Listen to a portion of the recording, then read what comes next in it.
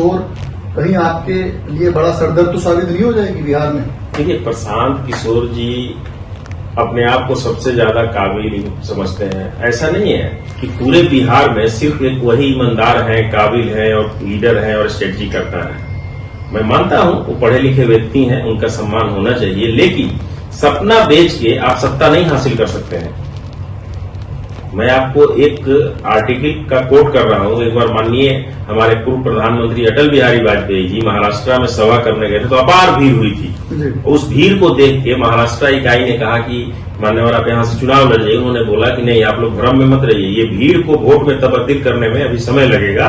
नमस्कार, आप देख रहे हैं कंट्री इनसाइड न्यूज का डिजिटल प्लेटफॉर्म और मैं हूं सौरभ निगम। इस वक्त हमारे साथ बात करने के लिए मौजूद हैं बीजेपी प्रवक्ता नीरज तिवारी, जिनसे हम बात करेंगे। नीरज जी, बहुत स्वागत है आपका हमारे चैनल पर। धन्यवाद सर, जिस तरह से बीजेपी की सरकार इस बार दिल्ली में बनी है, विधानसभा चुनाव में बीजेपी ने जीत दर्ज करी है, उसमें जो पूर्वांचल के मतदाता हैं, जो झुग्गी झोपड़ी के मतदाता हैं, उनको किस तरह से आपने वहां पर काम किया है और पूर्वांचल के मतदाताओं को समेटने के लिए, वोट बैंक में कन्वर्ट करने के लिए, बीजेपी को वोट देने के लिए किस तरह से आपने वहां पर काम किया, इसके बारे में कुछ जरूर बताएं। देखिए, पूर्वांचल के लोग, चाहे यूपी, बिहार, झारखंड के लोग बहुत ही इमोशनल होते हैं। ये सही बात है कि बिहार में आज पूर्वांचलियों की संख्या 40% के करीब पहुंच चुका है।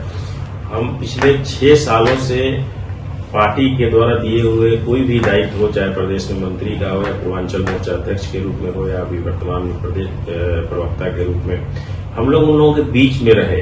हमने एक अभियान चलाया, मोदी संग पूर्वांचल, और झुग्गी में नमो सेवा केंद्र का। उससे हमारे जो पूर्वांचली मतदाता थे, चाहे वो झुग्गी में रहते हों, अनऑथराइज कॉलोनी में रहते हों या महल में रहते हों, उन लोगों ने जो वोट हमसे दूर था, जिसके बल पे अरविंद केजरीवाल जी सत्ता में रहते थे, उन लोगों ने समझा कि बीजेपी ही हमारी हिमायतकारी है और बीजेपी में ही मेरा भविष्य है। और इस तरह से मोदी जी के नेतृत्व के लिए लोगों ने एकत्रित होना शुरू किया और धीरे धीरे जो परिणाम आया वो हमारे पार्टी के सभी कार्यकर्ता, हमारे प्रदेश अध्यक्ष, संगठन मंत्री जी और सभी लोगों ने मिलकर जो किया, उसमें पूर्वांचली जो हम अभियान चलाए थे उसमें काफी संख्या में लोग इस बार भारतीय जनता पार्टी के साथ है, जिसका परिणाम हुआ कि पूर्ण बहुमत से हमारी सरकार भारतीय जनता पार्टी की दिल्ली में बनी। जी सर, वैसे तो चुनाव को समय हो चुका है दिल्ली विधानसभा की, बट अरविंद केजरीवाल अभी तक आरोप लगा रहे हैं कि बीजेपी ने हमारे वोटरों को बरगलाया है, पूर्वांचल के वोटरों को बरगलाया है, जिससे कि उन्होंने आरोप लगाया है, चुनाव आयोग पर आरोप लगाया है दिल्ली विधानसभा चुनाव में, और बीजेपी पर बड़ा आरोप लगाया है कि बीजेपी ने हमारे वोट बैंक को छीन लिया है। देखिए, अरविंद केजरीवाल जी एक ऐसे मुख्यमंत्री हैं जो कभी भी उनको भारत के संविधान, भारत के कानून और भारत के न्यायिक व्यवस्था, पुलिस व्यवस्था या स्वतंत्र एजेंसियों पर विश्वास नहीं रहा। वो एक ऐसे मुख्यमंत्री हैं जो जेल में जाकर भी इस्तीफा नहीं देते। उनकी नैतिकता, इससे ज्यादा कुछ उदाहरण नहीं दिया जा सकता है। और उल्टा जेल जब गए भ्रष्टाचार के आरोप में, तो बोलते हैं कि मैं जेल से सत्ता चलाऊंगा। तो जेल से गुंडा राज चलता है, सत्ता नहीं चलता है। तो आप समझ लीजिए कि उनकी सोच और नैतिकता कहाँ है, जहां भारतीय जनता पार्टी के लीडर आरोप मात्र से इस्तीफा देते हैं और वो जेल जाकर भी इस्तीफा देने के बजाय सत्ता चलाने की बात किए। तो दिल्ली के लोगों ने ये समझा कि जो सत्ता के लालची हैं वो हैं, और पूर्वांचलियों ने भी ये समझा कि ये सत्ता के लालच में हम लोगों को बरला के आज तक बेवकूफ बनाते रहे। हमारी भलाई बीजेपी में और मोदी जी के साथ हुई। सर, आज आप पटना पहुंचे हैं, आपने हमें समय दिया बात करने के लिए। तो पटना में भी विधानसभा चुनाव का आगाज जल्द है, जल्द ही चुनाव का आगाज हो जाएगा, नाम डेट घोषित कर दी जाएगी। बिहार चुनाव को लेकर क्या तैयारी है और बिहार में क्या नया खेला होने वाला है? देखिए, भारतीय जनता पार्टी कभी भी कोई खेला और ठेला के फेर में नहीं पड़ती है। हम लोग कार्यकर्ता के बल पर चुनाव जीतते हैं और संगठन के अपने नेतृत्व के बल पर जीतते हैं। और मैं आपको दावे के साथ कह रहा हूं कि भारतीय जनता पार्टी एनडीए गठबंधन की पूर्ण बहुमत से सरकार बनेगी, क्योंकि जो विरोधी दल है उसमें लालू जी के परिवार का जंगल राज और उनका जो गुंडा राज है, लोगों ने देखा है। कोई भी ऐसा परिवार नहीं होगा बिहार में जो उसका भुक्तभोगी नहीं होगा। आप आज भी देख सकते हैं जिस तरह से विधानसभा में उनके विधायक शब्द का प्रयोग कर रहे हैं, हमारे मंत्री के खिलाफ, जो दरभंगा से, उनके खिलाफ विधानसभा परिसर में जिस तरह के शब्द का प्रयोग किया जा रहा है, एक दलित सचिव के साथ जिस तरह से व्यवहार किया जा रहा है, जूता मारने की बात, और इससे बड़ा सामंती विधायक और गुंडाराज का और उदाहरण क्या हो सकता है? लोग डरे हुए हैं। तो मैं दावे के साथ कहता हूं कि भारतीय जनता पार्टी के अलावा कोई विकल्प नहीं है अगर विकसित बिहार बनाना है। और लोगों को विश्वास है, माननीय प्रधानमंत्री जी पर, नीतीश जी पर और भारतीय जनता पार्टी के नेतृत्व पर।